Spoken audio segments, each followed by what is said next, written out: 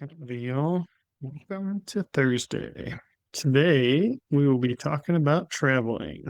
So, we all like to travel and go different places, sometimes vacation, sometimes just traveling for activities, sports, all these other things. And so, what we want to learn to do over time is to pack our health, pack our habits, and not just our luggage, right? So we need to do a little bit more planning, and the more that you do this, the better you'll get at it. But have you ever come home from traveling or vacation and you're like, man, I need another vacation? Vacations are meant to be restorative. And sometimes we do a lot of things on vacation, which is great, but we don't want to come back from our vacation just feeling exhausted and bloated and depleted, right? We want to be feeling refreshed and excited to come back and get back to our routines, right? So let's talk about how we can build some resilience so that your body can fully enjoy the adventure of vacations or just traveling, and how can we be better traveling and take our health with us. What we want to teach you is health isn't something that you pause while you travel. It's okay to indulge in some things on vacation, but we want to be consistent with our health as we travel. So your environment can change, but your foundational habits, we want to keep similar, if not the same. And sometimes the small daily things that we do, we want to continue doing this while we're gone, no matter where we're at. To some form, it might look a little bit different, and that's okay, but we want to keep those small things to keep you energized, keep you feeling your best, keep you staying sharp and not really having that brain fog. And we want to come home and feel restored. So how can we do that? One of the ways we can do that is by protecting our circadian rhythm. So sleep is a huge, huge thing while we travel. This is one of the things that can really be disruptive as we travel as well. We are changing locations. Sometimes we're changing time zones, but it's shifting our internal clock too, right? Stress is probably going to be a little bit higher as we travel. Your circadian rhythm, we're probably not going to bed around the same time. We're trying to do our best to get to bed around the same time, right? But sometimes on the days we travel, especially when we're cars or planes or whatever, however we're traveling, it can dysregulate us because our normal times are disrupted. So we can kind of offset this. The first morning that you get to where you're going, get outside and get sunshine within 30 minutes of waking up. That's helping regulate your circadian rhythm to where you're at. Catch sunrise if possible. One of the tricks I like to do is there's something called your Ferrari clock. This is in the world of acupuncture, but there's a clock that the different meridians have, and every 2 hours it shifts from another meridian. And so you can look up Horary clock, which is Horary, and you can Google Horary acupuncture points, and you can rub on those points throughout the day, whatever time it is. So if it's 1 p.m. to 3 p.m., you rub on a certain point, and then 3 to 5, et cetera, et cetera. And so you rub on those points at those different times of the day, and it helps regulate your body to catch up to that time. So if you're changing time zones, that's one trick that I usually have people do, is an acupuncture one. So get morning sunshine, that's a good. If you need Horary clocks, if you're changing time zones, that's another good one. Make sure you're winding down, so dimming the lights at night, limiting that screen time, using blue light glasses before bed. If you're up and watching movies or whatever you're doing on vacation, try to do some blue glasses to at least mitigate some of the lights, and do the best you can, right? We're not trying to do everything all at once. We're just trying to help your body regulate to the best of its ability and recover. And so consistency is huge. This is the one that I've recently started doing on our vacations, just trying to keep my bedtime reasonably stable and my wake time reasonably stable. You just feel a lot more regulated when you do that. And there's nights that you stay up late, and that's fine. And sometimes you sleep in a little bit more, and that's fine. But for the most part, you're trying to stay consistent with that sleep wake time. And then trying to shift towards more your normal eating times. Try not to disrupt that too. Sometimes we can't have the control over what we're eating. Most of the time you can. It's just how stubborn do you want to be about it? But something we do have a little more control over when we travel is when we eat. I'm trying to keep that consistent. So try to keep your meal and sleep times pretty consistent while you're traveling. Something I really love that has been a game changer for me is sleep masks. So when you go to wherever you're going, whether you stay at a house or a hotel or wherever you're staying, sleep mask has been huge. That's one way you can regulate that light coming in. At home, our bedroom is it's pretty dark. And we do that on purpose, right? Because your pupils will pick up any light that's coming in. But when you travel, it's a little harder to mitigate that in the room that you're staying in. One of the strategies that we use is taking a sleep mask with us. And so that keeps any light from hitting the pupil. Even when your eyes are closed, your eyes will still pick up light. And so sleep mask has been a game changer for that. Mouth taping, really good while traveling too. Sometimes you get into some inflammatory foods when you eat, and just breathing through that nose is super beneficial. One of the things I tell my patients is this is your breathing hole and this is your eating hole. We shouldn't be eating through our nose and we shouldn't be breathing through our mouth. So most of our breaths should be coming through our nasal cavity. We have little hairs in there that are filtering the air for us, so it's less likely that we're going to be sick. So make sure you're breathing through your nose. And then if you need supplement type stuff when you travel, really good to just help regulate sleep. Sometimes people do well with melatonin. Sometimes a magnesium glycinate can really be helpful as well. Trying to keep that sleep and circadian rhythm a little more stable, that can be a really restorative to a lot of people. So protecting your blood sugar, this is a big one because a lot of people like to just go off the deep end when they go on vacation. They're like, I never used to eat this and this, so I'm going to eat this and this. And it's okay to indulge in some things every once in a while, but it doesn't have to be a 7-day straight indulge, right? Maybe you pick like a little something that you can have on a daily basis, but you still want to prioritize protein at every meal. So try to stabilize that blood sugar the best you can get. You're trying to avoid that grumpy goat stage. If you're getting irritable and hangry in between meals, your blood sugar is probably dropping too low. It means you're probably eating too much naughty stuff and your blood sugar is doing the roller coaster ride, right? So try to prioritize protein first. Make sure you're hydrated. That's a big one when you're traveling. Start with fiber. When you're eating your meals, prioritize your protein first, eat your fiber, and then end with carbohydrates. A lot of times that fills you up a little faster, and then it also helps with just not overindulging in carbohydrates, which tends to happen when you travel. The more you practice this, the better you get at it. Another thing is eat slowly. Enjoy every bite of what you're eating. Try to piece apart all the different spices and all the fun stuff that's in it. And that helps you not overeat things as well. Overeating is one of the things that I see a ton when you travel. It's okay to enjoy it. Don't overeat and overindulge and then just feel yucky afterwards. That's what you're trying to avoid. Another thing I see when we're traveling is skipping meals. Try not to skip meals, because if we skip meals, that blood sugar tends to low, and then we hit that grumpy goat stage. Now, there's a difference between planning that. Like a lot of the times I'll fast on the days that I travel because it's one, it's easier, and two, I can control that. So instead, I still skip my breakfast a lot of times. I intermittent fast, and then I'll eat lunch normally when I eat lunch. And so that's a planned fast. A lot of times I make sure I just drink water, and that's okay too. But when you eat breakfast and then don't eat until dinner, that's really rough on your body, and hormonally insulin's going to be a little crazy. Blood sugars most likely drop a little bit low, and you're going to hit that irritability stage. So try to avoid that grumpy goat stage. Keep fueled, hydrate, making sure you drink enough water. And sometimes I like to take things like the instant hydration packs or LMNTs or whatever to drink, so it keeps me hydrated as well. Pack a water bottle. We usually take a stainless steel water bottle with us, so that whenever we get to where we're going, we can kind of mitigate our water as best as we can.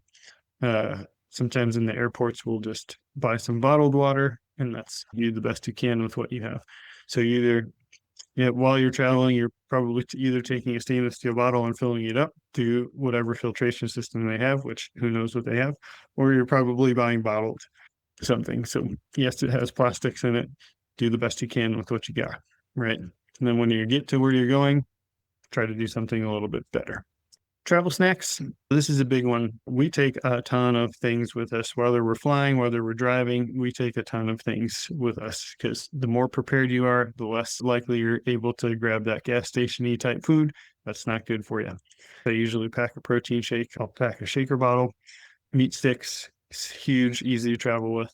Fresh fruit, just trying to get something that's a little more easily travelable. Blueberries, apples, grapes usually travel pretty well. Celery, carrots, bell peppers usually travel pretty well. You can get nut butter tubes, roasted chickpeas. There's lots of great options for snacks like this. our kids love freeze-dried fruit.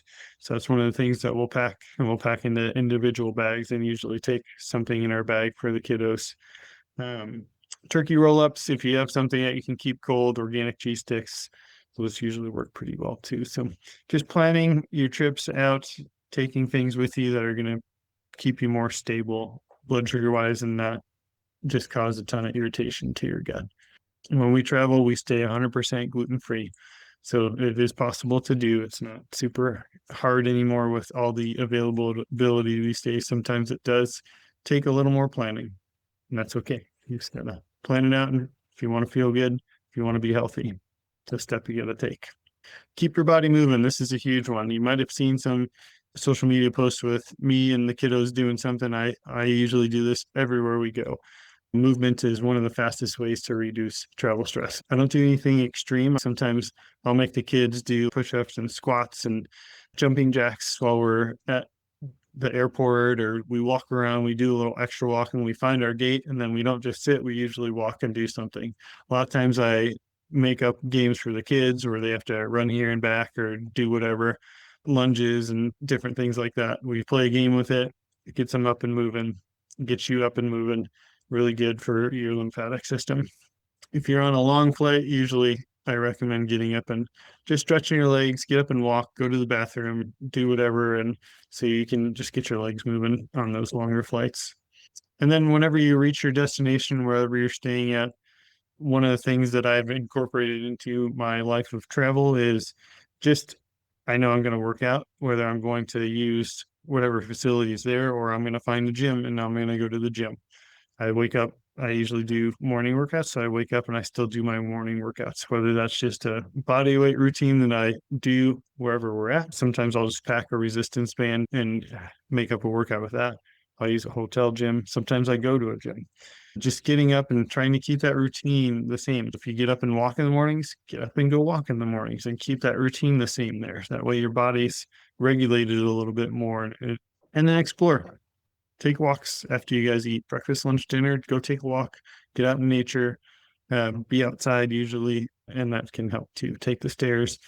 Sometimes the best way to discover things in the city is by walking around and finding some cool things to do. So if you're in the city or if you're in nature, walk around.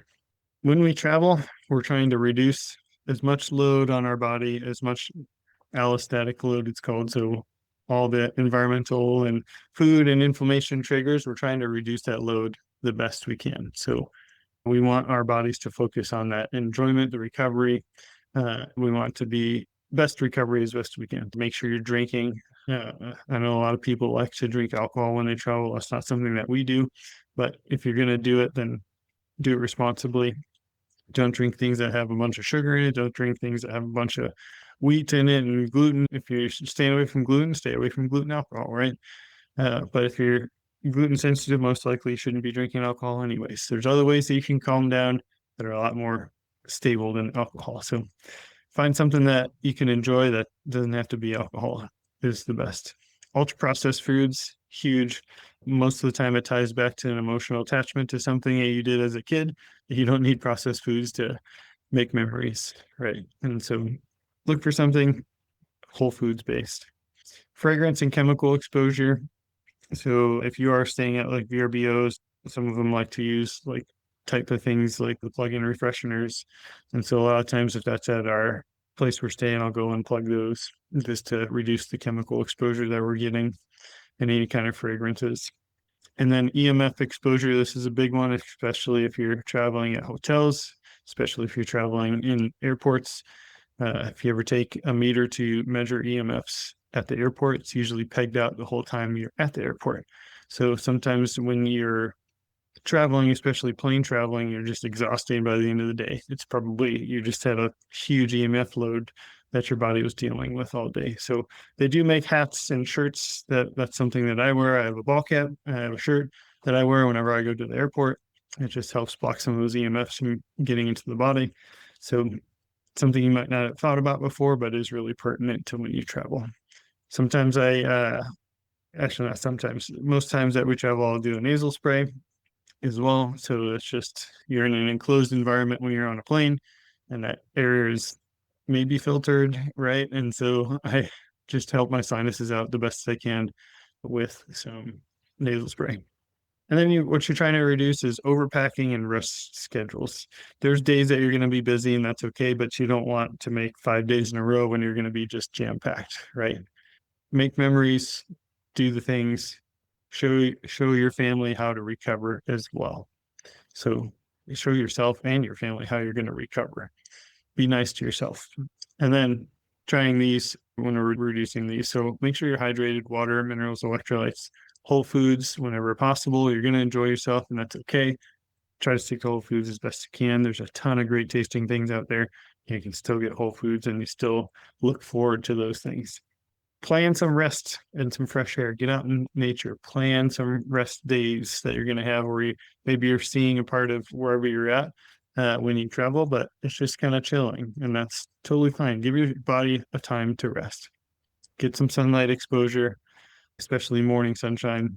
And then hotels, another thing I do if it is hotels, I go in and unplug everything that's extra. Lamps, TVs, alarm clocks, anything that I'm not going to use, I unplug because that's just more EMF stuff. Hotels are another notorious place to have high EMF type things. So this is something that you might not have thought about when you're traveling, but small reductions in that stress load can be big wins on how you feel. So try some of these things out. Let me know how they go. And if there's any not on this list, let us know. Like I said, there's always things that we're learning and implementing as we travel. So vacations, we're shifting the mindset. Vacation isn't a test that you pass or fail, right? It's just something that we're trying to be adaptable to. So one indulgent meal isn't going to ruin your health, and one healthy meal isn't going to create it either. So we got to be consistent. So breaking the binge cycle. I'm on vacation. I'll start Monday, guilt, restrict, repeat. And that's a huge one on vacation. Like, oh, I'm going to binge the whole time on my vacation. And when I'm back, I'll be good again. So let's get rid of this all or nothing mentality and enjoy treats intentionally. So return to your next healthy choice, not your next perfect day, because you're not going to have a perfect day, and that's totally fine. Progress travels with you. Resilience beats perfection every time. Your goal is to maintain your health identity, not abandon it in the moment you're bored on a plane, right? So don't change who you are just because you're changing the place you're at. This is a good one. Pack habits and build a portable routine. So when you're thinking about packing, what are you packing? Is this consistent with what you're doing at home? That's what we're trying to be. So reusable water bottle, protein snacks, walking shoes, resistance bands. We're thinking ahead of things that are keeping us in that routine and keeping us feeling good. So sleep mask, I don't go anywhere without my sleep mask anymore. You can ask my wife, Michelle, I take that thing everywhere. That thing has been a game changer and I love it. We travel with a ton of supplements just for preventative reasons and stuff we take for just different circumstances. So what are the key supplements that keep you feeling good? And then 5-minute hotel morning routine. I drink water. That's one of the things I do immediately when I wake up. Normally I'll brush my teeth and then I'll drink water immediately. I stretch and move. I do that on a daily basis, whether I'm at home or whether I'm somewhere else. I step outside. I usually get some morning sunshine. I try to eat. Sometimes I don't eat breakfast at home. Sometimes I don't eat breakfast when we're on the road. It just depends. But if I do eat, I usually try to focus on a protein-rich breakfast. Sometimes it's a protein shake with something I can chew on. And then take a moment for gratitude and or prayer. That's something I do on a daily basis as well. Again, you're trying to practice things that you do at home. If you're not doing these things at home, it's a good idea to start doing them at home. These are good longevity things to be doing. Health travels well when routines are simple enough to take anywhere. You keep doing them even when you're not at home. It's probably a good routine for you. And we're trying to model this for our families, right? If you're traveling with kids, you want them to see how they're supposed to travel. So you want to model it. Adventure, that's one of the things that I love. Explore the world, curiosity, and energy. And I want that to be instilled into my kids. That's one of the things that we do. So how do you interact with people while you travel? How do you interact with people when you're stressed? How do you eat when you're stressed? How do you eat when you travel? How do you move? How do you handle yourself, right? These are things that your kids are picking up on. And one of the richest classrooms is traveling. So take care of your body and steward your body as you're meant to do, and do that in all aspects. So when you're traveling, when you're at home, show them how to do that. Moderation, we can still enjoy treats without losing our balance, right? Sometimes we'll enjoy gluten-free treats, and my kids know that's not an everyday thing, and that's okay. And they're totally okay with that. And we enjoy it when we have it. And then resilience, bounce back and adapt every single trip. So the more you do this stuff, the better you get at it and the less stress it is. So those lessons often last longer than the trip itself. When you go on things with a family, it's usually about making memories. And so make those memories. We try to make memories that are not around food, right? We want those experiences to be family oriented and not food oriented. Try to schedule some recovery, not just activities. And this is good for when you come home to buffer the reentry before reentering whatever you're doing for work. So give yourself a day before jumping back into normal life. And then trying to just plan some deliberate rest. Sometimes it's just like some massages. Sometimes it's reading, taking a stroll through nature. Try to plan some of those things out. And then take a nap when needed. If it's vacation, totally cool. Recover, prioritize water and minerals, learn to unwind. The more you do it, the better you get at it. So travel well, come home whole, learn how to travel a little bit better. Health isn't about controlling every meal. It's about carrying your identity wherever you go. So if you have some goals and identity of being healthy, carry that with you. Your environment changes, but your foundational habits don't have to. Take your habits with you, right? Build capacity, reduce load, restore resilience. Every trip is an opportunity to reinforce the kind of lifestyle you want your family to inherit. So pack your habits, not your luggage. Show them what you want to do. So let me know what you think, and we'll talk to you guys next time. You guys have a great day.